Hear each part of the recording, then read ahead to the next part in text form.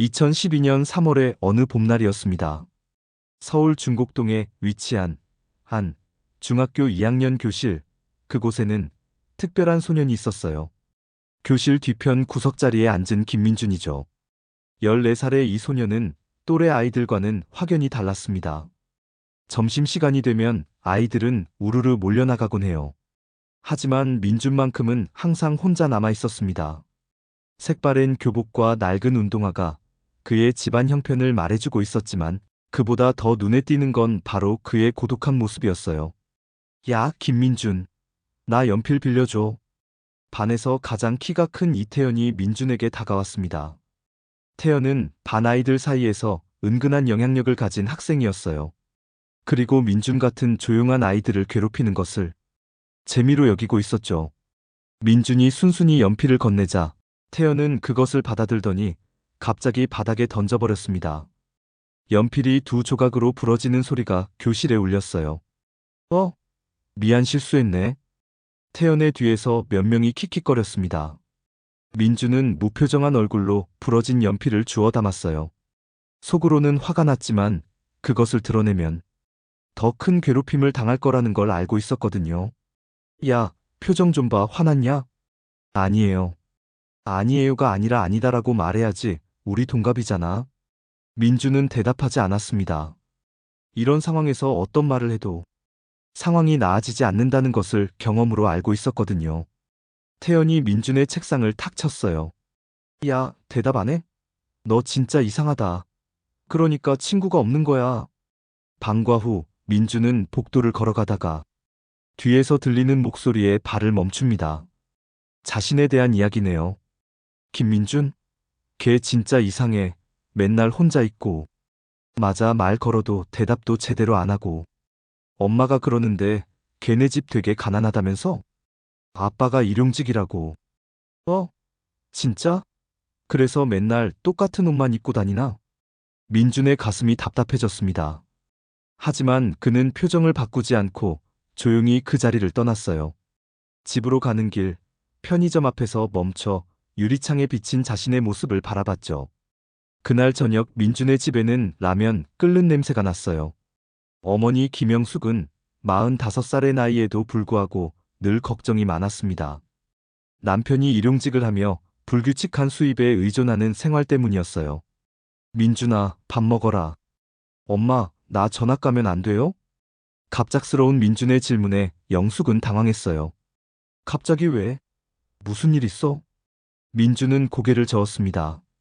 어머니를 걱정시키고 싶지 않았거든요. 그냥 궁금해서요. 우리 민준이가 힘든 일 있으면 엄마한테 말해야지, 알았지? 민준은 고개를 끄덕였지만 속으로는 다른 생각을 했어요. 엄마에게 걱정을 끼치고 싶지 않다는 마음이 더 컸거든요. 그날 밤 민준은 침대에 누워 천장을 바라보다가 방 한구석에 있는 낡은 컴퓨터를 발견했습니다. 아버지가 몇 년 전 중고로 구입해 준 것이었어요. 컴퓨터를 켜고 인터넷에 접속한 민준은 AI 인공지능이라는 검색어를 입력했어요. 며칠 전 과학 시간에 선생님이 잠깐 언급했던 내용이 궁금했던 거죠. 와, 화면에 나타난 로봇들과 복잡한 프로그램 코드들을 보는 순간 민준의 눈이 반짝였습니다. 이상하게도 가슴이 뛰었어요. 지금까지 느껴보지 못한 새로운 감정이었거든요. 그 순간 민준은 깨달았습니다. 이것이 자신이 찾던 무언가일지도 모른다는 걸요. 다음 날 학교에서 담임 선생님이 숙제 검사를 했어요. 김민준, 어제 숙제했어? 민준은 고개를 끄덕이며 공책을 내밀었습니다. 하지만 선생님의 표정이 이상해지네요. 이게 뭐야? 공책에는 수학 문제 대신 이상한 기호들과 영어 단어들이 빼곡히 적혀 있었거든요. 민준이 밤새 공부한 프로그래밍 코드들이었어요.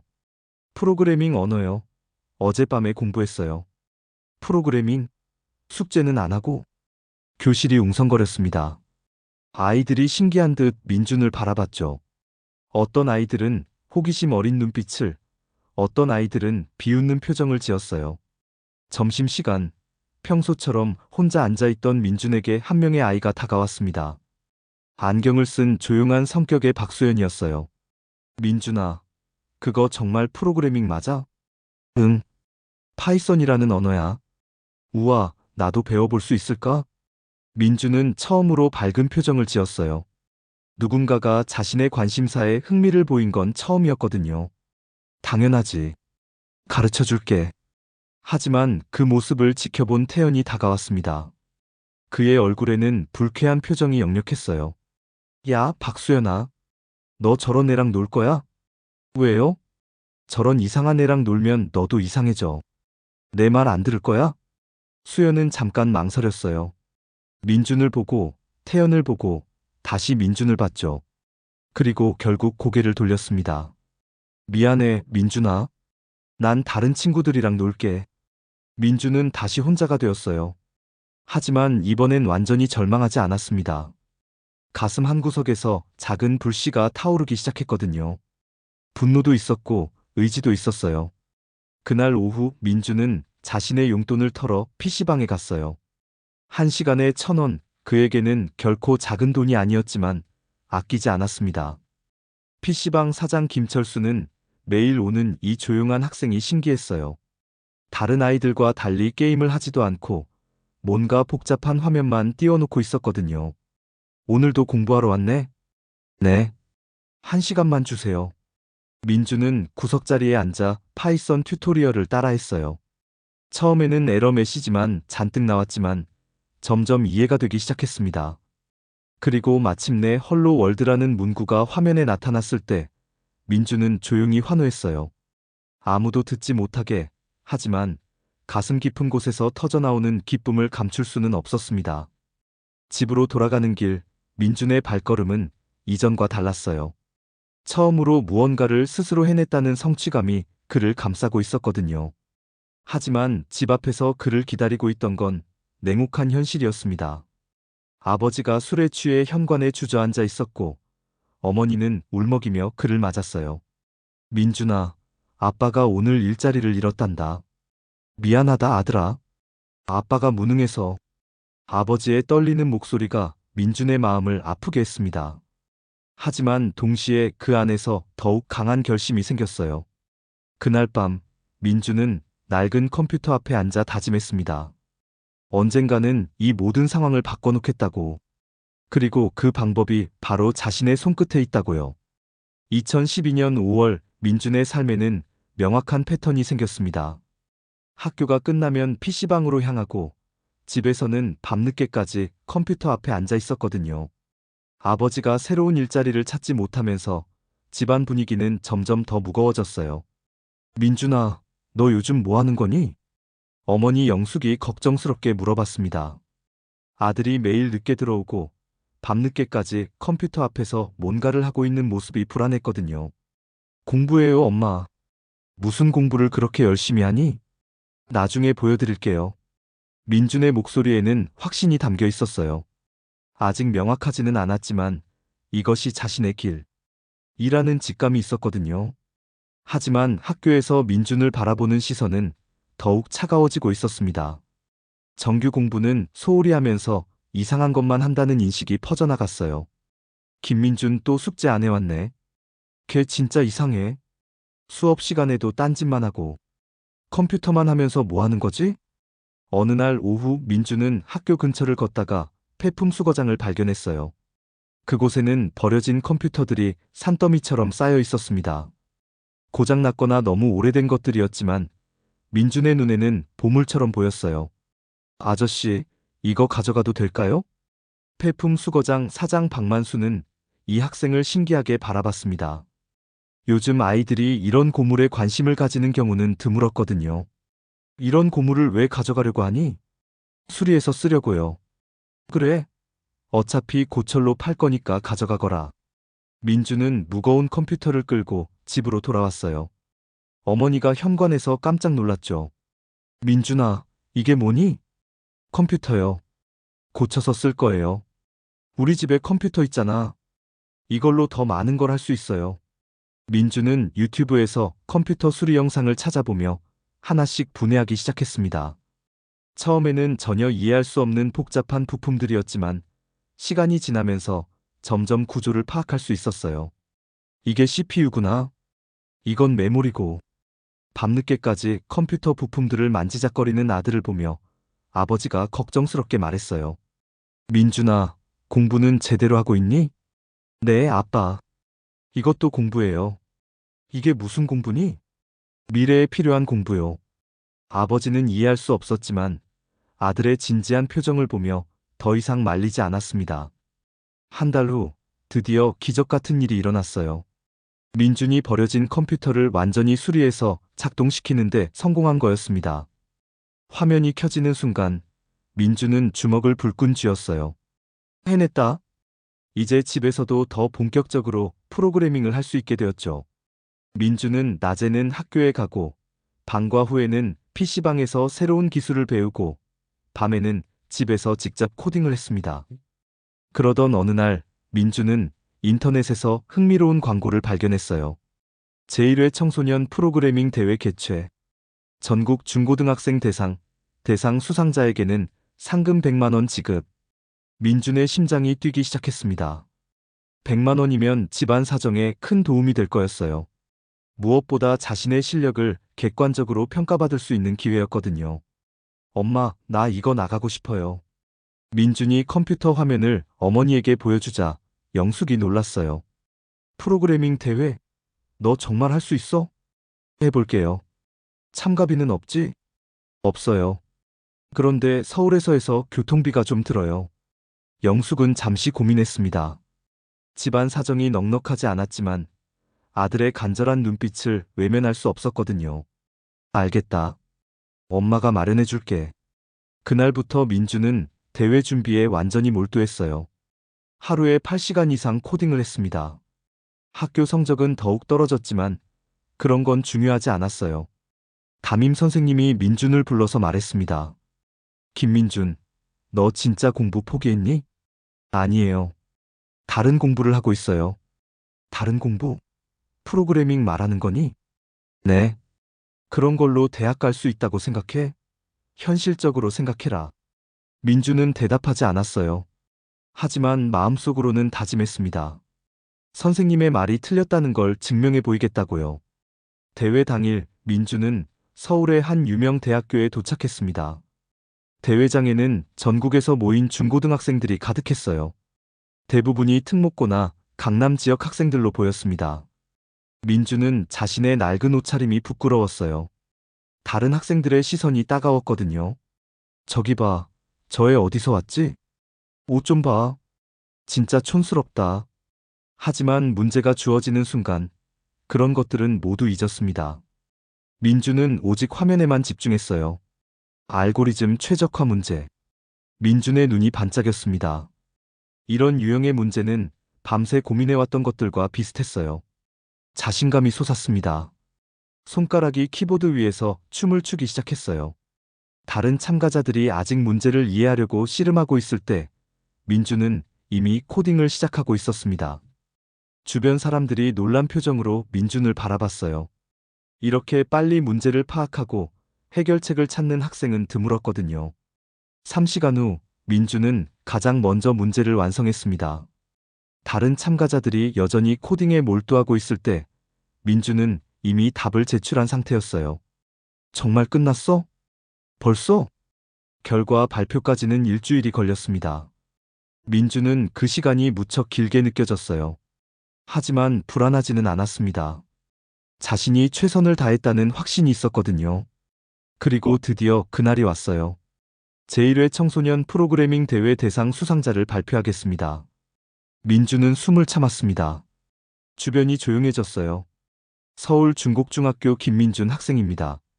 그 순간 민준은 꿈인지 현실인지 분간할 수 없었어요. 박수 소리가 들렸지만 멀게만 느껴졌습니다. 상금 100만 원과 함께 받은 트로피가 손에서 떨렸어요. 집에 돌아가서 어머니에게 트로피와 상금을 보여드렸을 때 영숙은 믿을 수 없다는 표정을 지었습니다. 민준아, 정말 네가 한 거야? 네, 엄마. 영숙은 아들을 꼭 안아주었어요. 그리고 그날 밤 온 가족이 함께 치킨을 먹었습니다. 오랜만에 집안에 웃음소리가 들렸어요. 우리 아들이 천재였구나. 아버지가 민준의 머리를 쓰다듬으며 말했습니다. 아빠, 이제 시작이에요. 민주는 확신에 차 있었어요. 이것이 자신의 길이라는 것을, 그리고 언젠가는 더 큰 무대에서 인정받을 수 있을 거라는 걸요. 2012년 9월 민준의 대회 우승 소식이 학교에 알려졌습니다. 하지만 사람들의 반응은 민준이 예상했던 것과는 완전히 달랐어요. 김민준이 프로그래밍 대회에서 대상을 받았다고? 말이 안 되는데? 공부도 못하는 애가? 진짜 혼자 한 거 맞나? 교실 곳곳에서 의심의 목소리가 들렸습니다. 민준은 불편했지만 처음에는 시간이 지나면 사라질 소음이라고 생각했어요. 그런데 문제는 그것으로 끝나지 않았습니다. 야, 김민준아. 언제나처럼 이태연이 민준에게 다가왔어요. 하지만 이번엔 표정이 달랐습니다.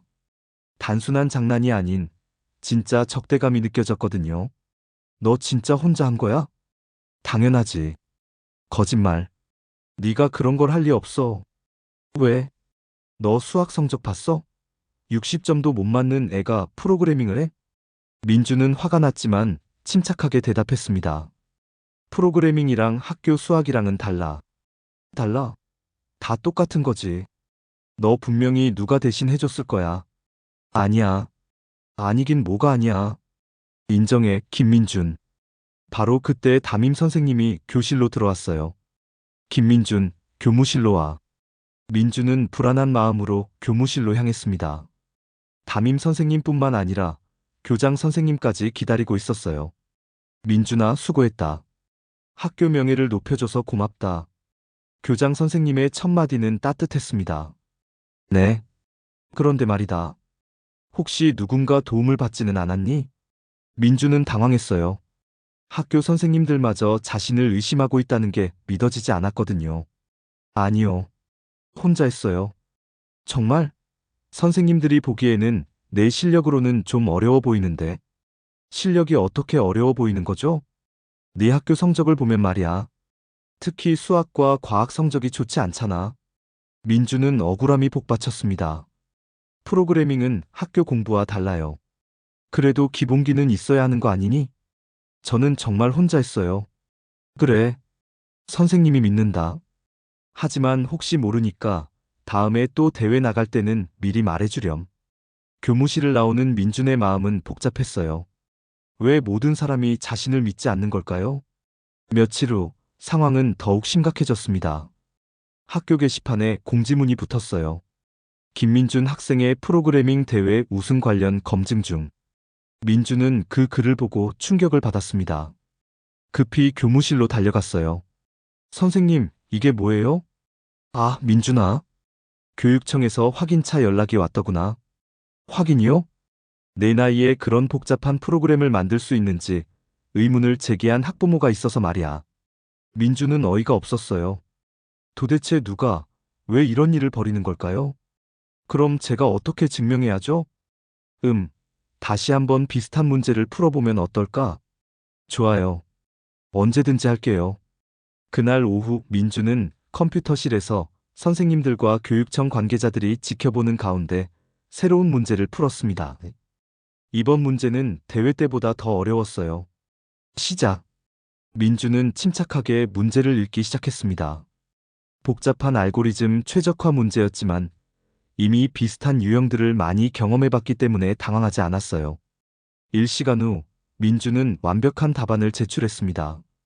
지켜보던 선생님들과 교육청 관계자들이 놀란 표정으로 결과를 확인했어요. 정말 네가 한 거구나. 네, 그럼요. 하지만 의심의 목소리는 계속됐습니다. 이번에는 학교를 넘어 지역사회로 퍼져나갔죠. 민주는 집에서 인터넷을 하다가 자신에 관한 글을 발견했어요. 지역 커뮤니티에 올라온 글이었습니다. 중국 중 김민준 학생 프로그래밍 대회 우승 논란. 성적도 별로인 학생이 갑자기 전국대회에서 우승하는 게 말이 되나요? 분명히 학원에서 대신 해줬거나 부모가 도움을 줬을 것 같아요. 요즘 애들이 이런 식으로 속이는 경우가 많다던데요. 민주는 화면을 보며 주먹을 꽉 쥐었습니다. 댓글들은 더욱 심했어요. 걔네 집 가난하다는데 어떻게 프로그래밍 배웠지? PC방에서 게임만 한다던데? 진짜 혼자 했다면 천재겠네. 근데 그럴 리가 없지. 민주는 컴퓨터를 끄고 침대에 누웠어요. 눈물이 났습니다. 왜 이렇게 힘들까요? 왜 모든 사람이 자신을 믿지 않을까요? 그날 밤, 어머니 영숙이 민준의 방에 들어왔습니다. 민준아, 괜찮니? 엄마, 나 정말 혼자 한 거 맞죠? 당연하지. 엄마가 매일 밤 네가 컴퓨터 앞에 앉아 있는 걸 봤는데. 그런데 왜 아무도 믿지 않을까요? 사람들은 원래 믿기 어려운 일이 일어나면 의심부터 하는 거야. 그럼 어떻게 해야 해요? 계속하는 거야. 실력으로 증명하는 거지. 어머니의 말에 민주는 조금 위로받았어요. 하지만 여전히 마음은 무거웠습니다. 다음 날 학교에서 민주는 박수연을 만났어요. 예전에 프로그래밍을 배우고 싶다고 했던 그 아이였죠. 민준아, 미안해. 뭐가? 나도 처음에는 믿지 않았어. 네가 정말 혼자 한 거라고. 지금은? 지금은 믿어.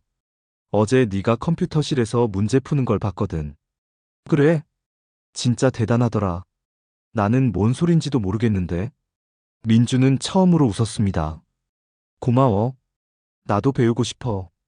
진짜로. 그래? 그럼 같이 하자.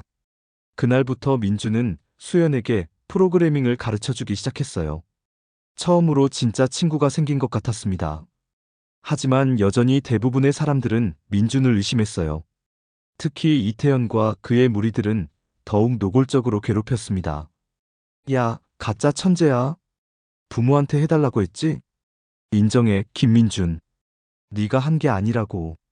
민준은 참았어요. 하지만 그 참음에도 한계가 있었습니다.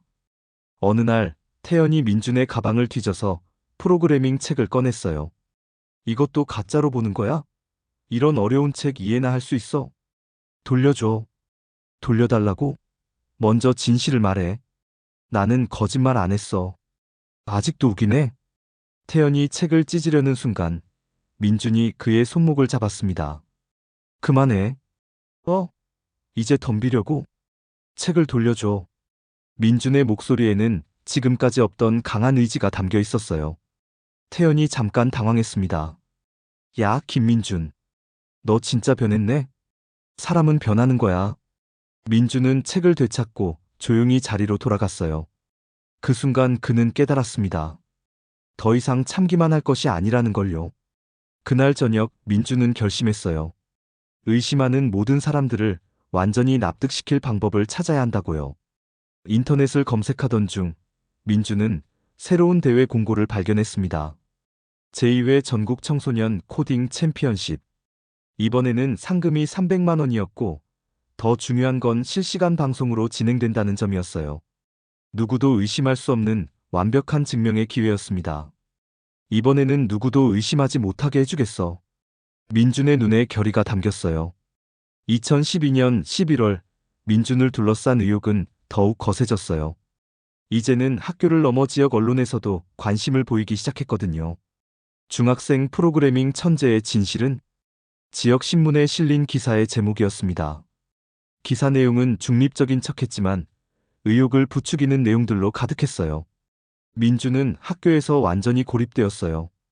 박수현마저도 주변의 압력 때문에 민준과 거리를 두기 시작했습니다. 미안해, 민준아. 나도 어쩔 수 없어. 괜찮아. 이해해. 민준은 담담하게 대답했지만 속으로는 깊이 상처받았어요. 집에서도 상황은 나아지지 않았습니다. 아버지가 일자리를 구하러 다니는 곳곳에서 아들에 대한 소문이 들려왔거든요. 김민준이 너희 아들이야? 그 프로그래밍 대회 얘기 말이야. 진짜 혼자 한 거 맞아? 아버지는 그때마다 아들을 변호했지만 점점 지쳐갔어요. 민준아, 정말 힘들면 그만둬도 돼. 아니에요, 아빠. 전 괜찮아요. 하지만 민준도 한계에 다다르고 있었습니다. 매일 학교에 가는 것이 고통이었어요. 복도를 걸을 때마다 사람들의 시선과 속삭임이 따라왔거든요. 그러던 어느 날 민준은 중대한 결정을 내렸어요. 제2회 전국 청소년 코딩 챔피언십에 참가하겠습니다. 담임 선생님에게 대회 참가 의사를 밝혔을 때 선생님은 당황했습니다. 민준아, 굳이 그럴 필요 있나? 지금 상황이 이런데. 증명하고 싶어요. 무엇을? 제가 정말로 할 수 있다는 것을. 이번 대회는 이전과 달랐어요. 실시간 방송으로 진행되고 모든 과정이 투명하게 공개되었습니다. 그리고 무엇보다 상금이 300만 원으로 늘어났어요. 민준의 대회 참가 소식이 알려지자 학교와 지역사회는 또다시 들썩였습니다. 또 나간다고? 이번에는 들킬 텐데? 실시간 방송인데 어떻게 속일 거야? 하지만 이번에는 민준을 지지하는 목소리도 있었어요. 애가 당당하네. 진짜 실력이 있으니까 그러는 거 아닐까? 이번에 확실히 판가름 날 것 같은데. 민준은 대회 준비에 더욱 몰두했습니다. 이번에는 단순히 이기는 것이 목표가 아니었어요. 완벽하게, 압도적으로 승리해서 모든 의욕을 잠재우는 것이 목표였거든요. 매일 밤 12시간씩 코딩을 했어요. 기존에 알던 알고리즘들을 완벽하게 숙달하고 새로운 기법들도 익혔습니다. 민준아, 너무 무리하지 마. 어머니가 걱정했지만 민준은 멈출 수 없었어요. 이번이 마지막 기회예요, 엄마. 대회 일주일 전 민준에게 예상치 못한 제안이 들어왔습니다. 대회를 주최하는 방송사에서 사전 인터뷰를 하고 싶다는 거였어요. 화제의 중학생 김민준 군을 만나보겠습니다. 방송국 스튜디오에 선 민준은 긴장했어요. 하지만 질문이 시작되자 차분하게 대답했습니다. 민준 군, 일부에서는 의혹을 제기하고 있는데 어떻게 생각하나요? 실력으로 증명하겠습니다. 만약 이번 대회에서 좋은 결과를 얻지 못한다면? 그럴 일은 없을 거예요. 민준의 당당한 태도에 진행자도 놀랐어요. 이 어린 학생에게서 흔들리지 않는 자신감을 느꼈거든요. 방송이 나간 후 여론은 더욱 뜨거워졌습니다. 저 나이에 저런 자신감이 있다는 건 진짜일 수도 있겠네. 아니면 완전히 무모한 거거나. 이번 대회가 진짜 결정적일 것 같다. 드디어 대회 당일이 왔어요. 서울 코엑스에서 열린 이번 대회는 전국에서 모인 200명의 학생들이 참가했습니다. 그리고 모든 과정이 실시간으로 방송되었어요. 민준이 대회장에 들어서자 모든 시선이 그에게 쏠렸습니다. 카메라들이 그를 따라다녔어요. 화제의 김민준 군이 입장했습니다. 해설자의 목소리가 울렸어요. 민준은 침착하게 자신의 자리로 걸어갔습니다. 주변의 시선들, 카메라들, 그 모든 것을 무시하고 오직 앞만 바라봤어요. 참가자 여러분, 문제를 확인해 주세요. 대회가 시작되었습니다. 이번 문제는 지금까지 경험해 본 것 중 가장 복잡했어요. 하지만 민준은 미소를 지었습니다. 딱 내가 원하던 문제야. 민준의 손가락이 키보드 위에서 춤을 추기 시작했어요. 실시간 방송을 통해 전국의 시청자들이 그 모습을 지켜봤습니다. 김민준 군의 타이핑 속도가 놀랍네요. 벌써 코딩을 시작했습니다. 다른 참가자들은 아직 문제 분석 중인데 말이죠. 1시간이 지났어요. 민준은 이미 절반 이상의 코드를 완성했습니다. 주변 참가자들이 놀란 눈으로 그를 바라봤어요. 2시간이 지났습니다. 민준은 첫 번째 테스트를 통과했어요. 아직 아무도 2단계에 도달하지 못했습니다. 3시간이 지났어요. 민준은 두 번째 테스트도 통과했습니다. 이제 몇 명의 참가자들이 첫 번째 테스트에 도달하기 시작했어요. 4시간째, 마침내 민준이 모든 테스트를 통과했습니다. 대회장에 박수가 터져나왔어요. 김민준 군이 최초로 완주했습니다. 믿을 수 없는 기록입니다. 방송을 보던 전국의 시청자들이 놀랐어요. 실시간으로 방송된 상황에서 어떤 속임수도 있을 수 없었거든요. 최종 결과가 발표되었습니다. 제2회 전국 청소년 코딩 챔피언십 우승자 김민준. 민준은 트로피를 받으며 눈물을 흘렸어요. 기쁨의 눈물이었지만 동시에 지금까지 쌓였던 모든 억울함과 분노가 함께 쏟아져 나왔습니다. 인터뷰에서 기자가 물었어요. 지금 기분이 어떠신가요? 이제 믿어주실 거죠? 민준의 대답은 짧았지만 그 안에 모든 것이 담겨 있었습니다. 그날 밤 민준의 휴대폰은 축하 메시지로 가득 찼어요. 학교 선생님들, 동창들, 그리고 그동안 의심했던 사람들까지요. 하지만 민준은 그 모든 메시지를 읽지 않았습니다. 대신 컴퓨터 앞에 앉아 새로운 프로젝트를 시작했어요. 이제 진짜 시작이야. 2013년 3월 민준의 두 번째 우승 이후 그의 삶은 완전히 바뀌었습니다. 의욕의 목소리는 사라지고 대신 찬사와 관심이 쏟아졌거든요. 천재 소년 김민준. 한국의 미래 IT 인재. 언론의 조명을 받게 된 민준에게는 수많은 제안들이 들어왔어요. 특목고 조기 입학 제안, 대기업 후원 프로그램, 심지어 해외 유학 기회까지 말이죠. 하지만 가장 놀라운 제안은 실리콘밸리에서 왔습니다. 김민준 학생에게 특별한 기회를 제공하고 싶습니다. 스탠포드 대학교 컴퓨터과학과 교수 로버트 첸이 직접 한국을 방문했어요. 그는 민준의 코딩 능력을 보고 깊은 인상을 받았다고 했습니다. 나이는 중요하지 않습니다. 재능이 중요한 거죠. 첸 교수는 민준에게 파격적인 제안을 했어요. 스탠포드 대학교 특별연구생으로 입학하고 실리콘밸리의 유명 IT 기업에서 인턴십을 할 수 있는 기회였습니다. 모든 학비와 생활비는 후원받게 됩니다. 그리고 졸업 후에는 구글이나 페이스북 같은 기업에서 일할 수 있는 길이 열릴 거예요. 민준의 부모는 충격을 받았어요. 꿈에서나 가능할 것 같던 기회가 눈앞에 나타난 거였습니다. 민준아, 정말 좋은 기회인 것 같은데? 아버지가 조심스럽게 말했어요. 집안 형편을 생각하면 거절할 이유가 없었습니다. 하지만 민준은 쉽게 결정하지 못했어요. 시간을 좀 주세요. 물론입니다. 하지만 너무 오래 기다릴 수는 없어요. 다른 지원자들도 많거든요. 첸 교수가 떠난 후 민준은 깊은 고민에 빠졌습니다. 분명히 좋은 기회였어요. 세계 최고의 교육을 받고 최고의 기업에서 일할 수 있는 기회였거든요. 하지만 마음 한구석에서는 다른 목소리가 들렸어요. 그 무렵 민준은 한국의 IT 산업 현실을 더 깊이 알게 되었습니다. 대부분의 뛰어난 인재들이 해외로 나가고 한국은 항상 기술을 수입하는 입장이었어요.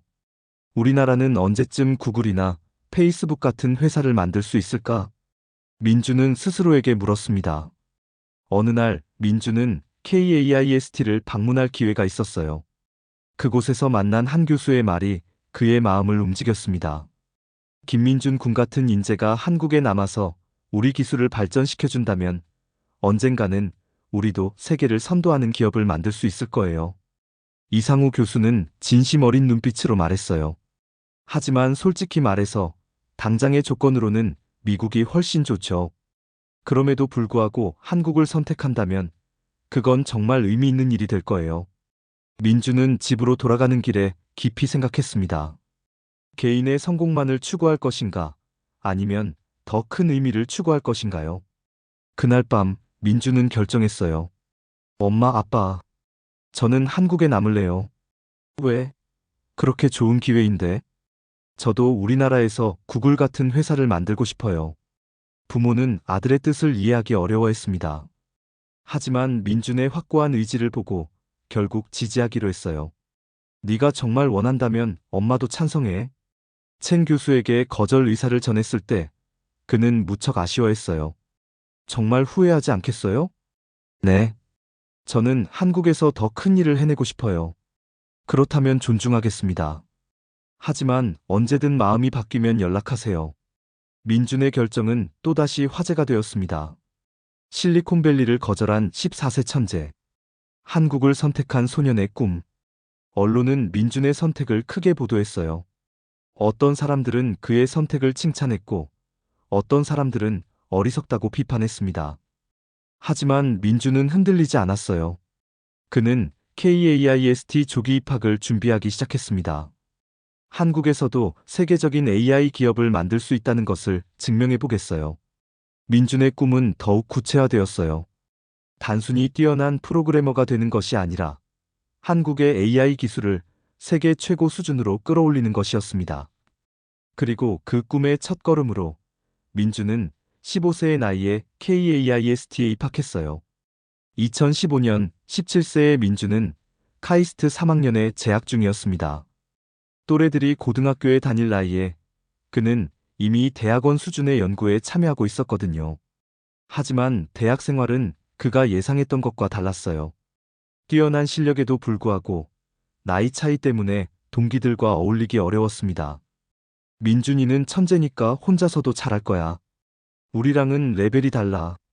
동기들은 민준을 존경했지만 동시에 거리감을 느꼈어요. 민주는 또다시 외로운 길을 걸어야 했습니다. 그런 민준에게 새로운 전환점이 찾아왔어요. 이상우 교수가 AI 연구실에 들어오라고 제안한 거였습니다. 민준아, 내 실력이면 충분히 연구실에서 의미 있는 일을 할 수 있을 거야. 민준은 주저없이 수락했어요. 연구실에서 그는 처음으로 자신과 비슷한 열정을 가진 사람들을 만났습니다. 와, 너 정말 17살 맞아? 대학원생 선배들도 민준의 실력에 놀랐어요. 특히 딥러닝 알고리즘에 대한 그의 이해도는 박사과정 학생들보다 뛰어났습니다. 민준은 연구에 몰두했어요. 하지만 단순히 논문을 쓰는 것보다는 실제로 사람들에게 도움이 되는 기술을 개발하고 싶었습니다. 교수님, 저는 실용적인 AI를 만들고 싶어요.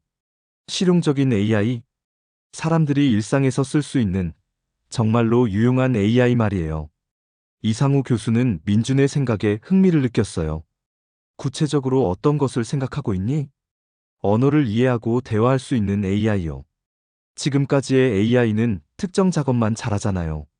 하지만 정말 똑똑한 AI라면 사람처럼 자연스럽게 대화할 수 있어야 한다고 생각해요.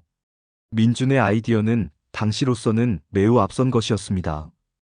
2015년 당시 딥러닝은 이미지 인식이나 음성 인식에 주로 활용되었고, 자연어 처리는 아직 초기 단계였거든요.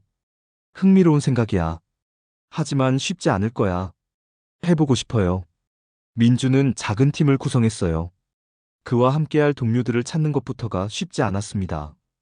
대부분의 연구자들은 검증된 분야에서 안전하게 연구하기를 원했거든요.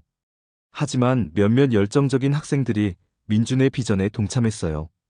형, 정말 할 수 있을까요? 후배 김태준이 걱정스럽게 물었습니다. 모르겠어. 하지만 시도해볼 가치는 있다고 생각해. 민준은 솔직하게 대답했어요. 팀은 작은 지하 연구실에서 시작했습니다. 낡은 컴퓨터 몇 대와 열정만으로 시작한 프로젝트였어요. 회사 이름은 뭘로 할까? 코어마인드 어때? 코어마인드? AI의 핵심은 마음이라고 생각해. 단순히 계산만 하는 게 아니라 진짜 이해하고 공감할 수 있는 마음 말이야. 코어마인드라는 이름이 정해졌습니다. 아무도 주목하지 않는 작은 스타트업의 시작이었죠. 처음 6개월은 지옥 같았어요. 하루에 16시간씩 코딩을 했지만 제대로 된 결과가 나오지 않았습니다. 형, 이거 정말 가능한 일인가요? 태준이 지쳐서 물었어요. 몇 번째 실패인지 세기도 어려웠습니다. 포기하고 싶으면 포기해도 돼. 민준도 지쳐 있었지만 포기할 생각은 없었어요. 아니요. 끝까지 해볼게요. 그들의 첫 번째 돌파구는 예상치 못한 곳에서 왔습니다. 민준이 어머니와 전화 통화를 하다가 영감을 얻은 거였어요. 엄마가 AI랑 대화할 수 있다면 뭘 하고 싶으실까? 요리법도 물어보고 건강 상담도 받고 싶을 것 같은데? 그렇다면 일반적인 지식보다는 개인화된 대화가 더 중요한 거구나. 민주는 접근 방식을 바꿨어요. 모든 것을 다 아는 AI를 만들려고 하지 말고 특정 영역에서 정말 유용한 AI를 먼저 만들자는 거였습니다. 우리 첫 번째 제품으로 개인 비서 AI를 만들어 보자. 팀은 새로운 방향으로 개발을 시작했어요. 그리고 6개월 후 드디어 첫 번째 프로토타입이 완성되었습니다. 안녕하세요. 저는 코어 AI입니다. 무엇을 도와드릴까요?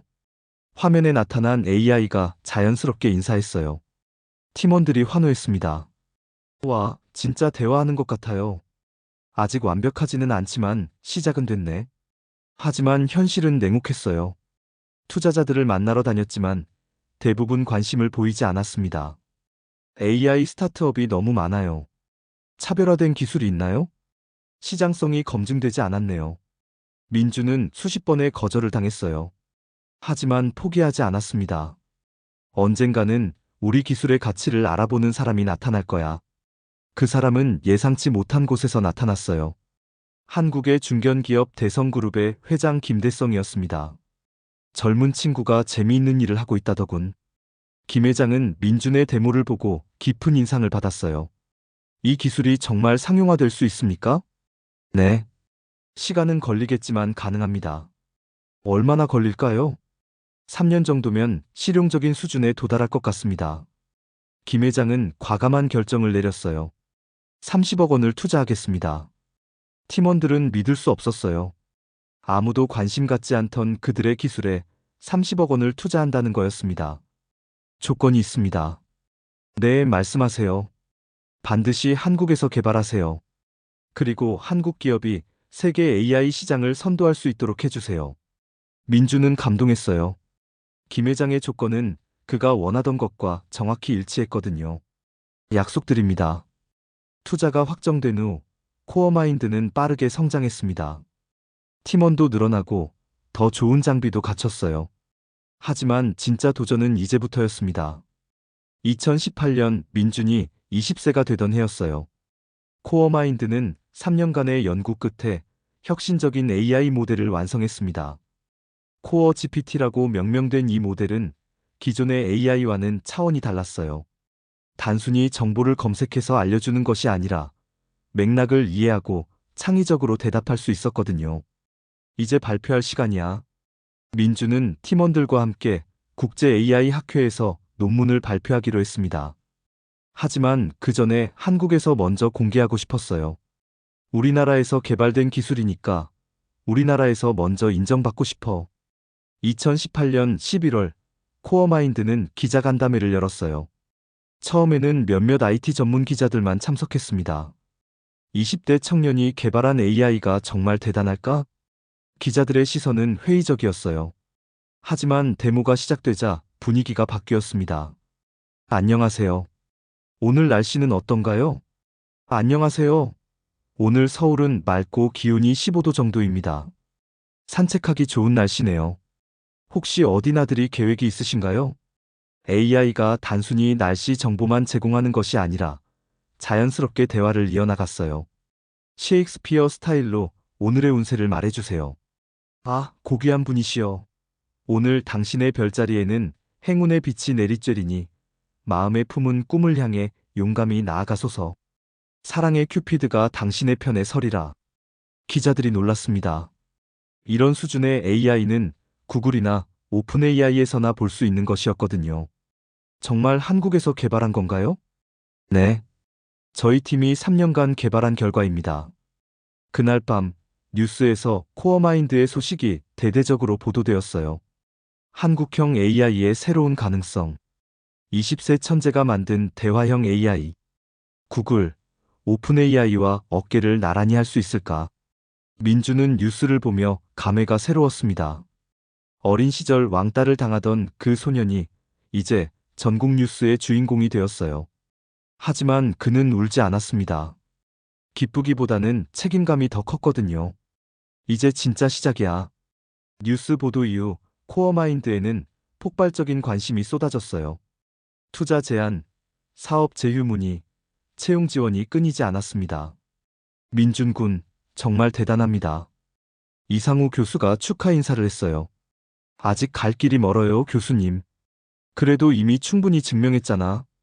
한국도 세계적인 AI를 만들 수 있다는 것을. 하지만 민준의 진짜 도전은 이제부터였습니다. 기술을 만드는 것과 사업으로 성공시키는 것은 완전히 다른 문제였거든요. 해외에서도 관심을 보이기 시작했어요. 실리콘밸리의 여러 기업들이 코어마인드와의 협력이나 인수를 제안했습니다. 10억 달러의 회사를 인수하고 싶습니다. 구글의 AI 부문 임원이 직접 한국을 방문했어요. 죄송하지만 거절하겠습니다. 이유를 알 수 있을까요? 저희는 한국 기업으로 남고 싶습니다. 민준의 대답은 단호했어요. 어린 시절부터 품어온 꿈을 포기할 수는 없었거든요. 구글 임원은 아쉬워했지만 민준의 의지를 존중했습니다. 그렇다면 파트너십은 어떨까요? 구글의 글로벌 네트워크를 활용해서 코어 GPT를 전 세계에 알릴 수 있습니다. 이는 매력적인 제안이었어요. 한국 기업의 정체성을 유지하면서도 글로벌 시장에 진출할 수 있는 기회였거든요. 조건을 자세히 알려주세요. 몇 개월간의 협상 끝에 코어마인드와 구글의 전략적 파트너십이 성사되었습니다.